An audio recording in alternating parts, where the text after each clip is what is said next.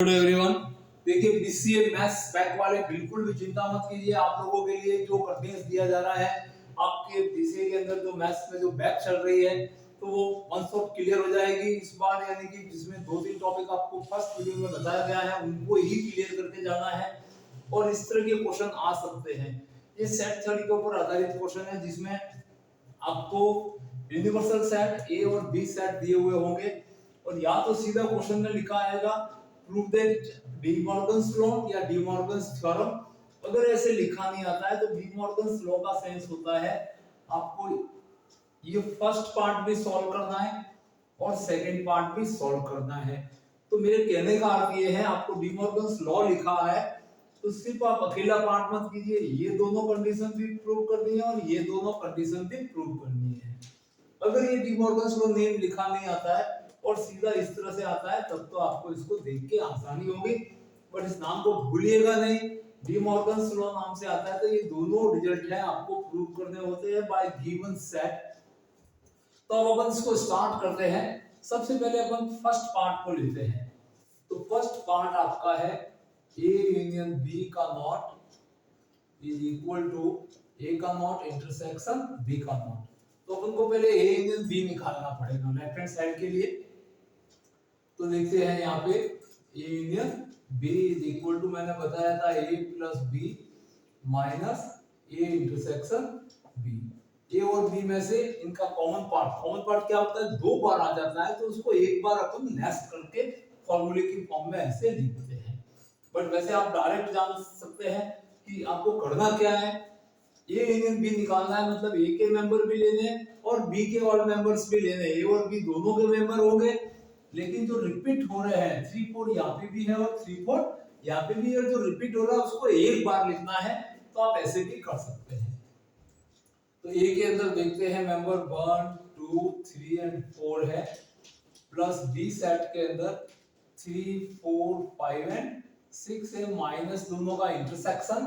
तो दोनों के अंदर कॉमन पार्ट 3 एंड 4 है तो ये 3 और 4 को मैंने यहाँ पे लिख दिया। अब इसका सेंस अपन को सीधा सा पता है कि ए और बी के ऑल मेंबर बताने हैं। That means 1 2 3 4 5 and 6। ये आपके पास में सारे मेंबर आ जाते हैं 1 2 3 4। ये 3 4 रिपीट हो रहा था तो एक बार लिख दिया और इसमें बचे हुए मेंबर 5 एंड 6 थे। अब आगे बढ़ते हैं ए यूनियन बी का नॉट। अब अपन ये लेफ्ट हैंड साइड पे आते हैं। तो लेफ्ट हैंड साइड है आपके पास ए यूनियन बी का नॉट। किसी भी सेट का नॉट निकालना होता है तो यू में से आपको उस सेट को लेस करना होता है। That means you universal set है उसमें से ए यूनियन बी को लेस करना है। तो यू के अंदर मेंबर कौन कौन से हैं आप देख सकते हैं 1 2 3 4 5 एंड 6 और माइनस यूनियन के अंदर। तो यूनियन में अपन ने लिखा है यहाँ पे 1 2 3 4 5 एंड 6। दैट मींस पूरा आपका यूनिवर्सल सेट में बराबर यूनियन आ गया है तो यहाँ पे कुछ नहीं बचेगा। दैट मींस आपके पास में मेंबर क्या रह जाएगा 5। 5 का मतलब होता है एम्प्टी सेट जिसको रिक्त समुच्चय या खाली समुच्चय कहा जाता है। ये आपने इसकी लेफ्ट हैंड साइड फाइंड कर ली। अब राइट साइड में जाने के लिए आपको ए नॉट निकालना पड़ेगा। तो अपन पहले ए नॉट निकालते हैं। अब अपन राइट हैंड साइड में वर्क कर रहे हैं तो ए नॉट होता है u माइनस ए। तो u के मेंबर्स हैं आपके पास 1 से लेके 5 एंड 6 माइनस ए के मेंबर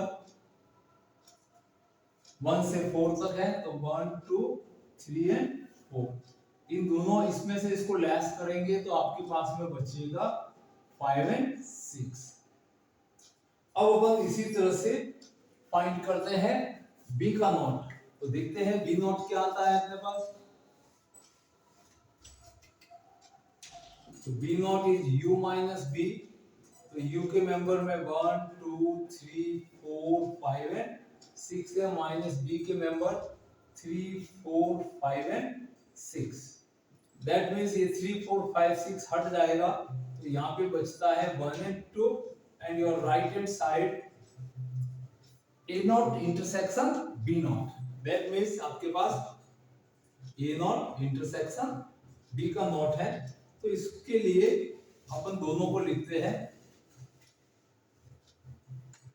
आपके पास ए नॉट के अंदर जो मेंबर है वो आए थे यहाँ पे 5 एंड 6 और इंटरसेक्शन बी नॉट के अंदर आया है 1 एंड 2। इसमें कॉमन मेंबर देखना है, कॉमन मेंबर कुछ भी नहीं है तो यहाँ पे कितना आ गया 5। दैट मींस आप कह सकते हैं कि लेफ्ट हैंड साइड से जो वैल्यू निकालना था 5 आया था और राइट हैंड साइड का वैल्यू भी 5 आया है। इसको इक्वेशन नंबर 2 बना सकते हैं एंड बाय 1 एंड 2 आपके पास में right hand side is equal to left hand side. ये इसका फर्स्ट पार्ट आपका सिंपलीफाई हो गया है।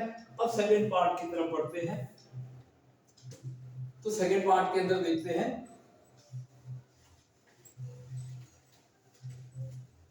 सेकंड पार्ट में ये पार्ट 2 अपन सॉल्व करते हैं।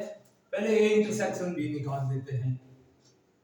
तो यहां पे देखते हैं A intersection B is equal to, तो ए के मेंबर 1 2 3 एंड 4 इंटरसेक्शन बी के मेंबर 3 4 5 एंड 6। इन दोनों में कॉमन देखा जाए तो 3 एंड 4 आपका कॉमन बनता है। ये इंटरसेक्शन भी आ गया। अब इसका भी नॉट निकालना है। तो ए इंटरसेक्शन बी का नॉट मैंने आपको बताया था, किसी का भी कॉम्प्लीमेंट निकालना है तो यूनिवर्सल सेट में से आपको ए इंटरसेक्शन बी को लेस करना है। तो आपका यू सेट के अंदर 1 से 6 तक मेंबर है और माइनस इंटरसेक्शन के अंदर 3 एंड 4 है। 3 एंड 4 है, इसमें से हट जाएगा, ये 3 4 हट जाएगा तो 1 2 एंड 5 एंड 6 आपके पास बचेगा। 1 2 एंड 5 6 ये आपकी इक्वेशन नंबर 3 आ गई मान लीजिए।